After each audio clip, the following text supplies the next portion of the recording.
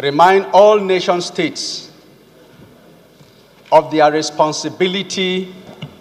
Honorable Zoro, food and IDP, they are related. So come and take your seat. Yes, Mr. Speaker. I was saying that the World Food Day is marked to remind nation states of their critical responsibility on the need to eradicate hunger within their nations, and which, if done, will rid the whole world of hunger.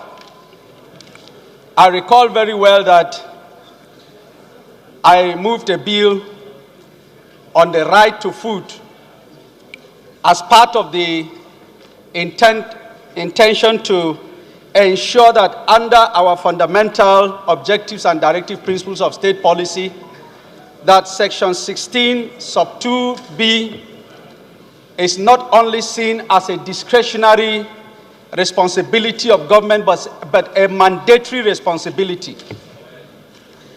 And when we look at the situation in our nation, that citizens can hardly afford a meal, it behoves on us as an assembly and as a nation to refocus very seriously on this issue of food security. Indeed, the scriptures have said that a man that cannot provide for his family is the worst of all men. And to draw an analogy from that, a nation that cannot feed its people is an endangered nation. I therefore calling on the nation and particularly the government to address the situation by refocusing our agri policies that will give attention to small-scale farmers and household farmers by improving farm extension services and farm inputs, because the bulk of the food that is produced in this nation is by small-scale household farmers. And therefore, I'm backing the submission of Hajia that the attention of the nation should take into consideration small-scale household farmers by accessing, granting them accessibility to farm inputs and, of course, extension farm services.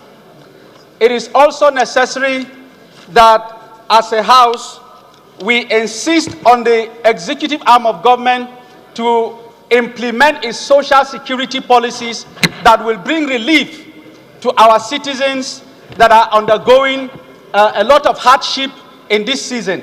So it is on this basis that I support this motion as ably moved, and to say that food security is critical to our citizens and for the peace and development of our nation. Thank you.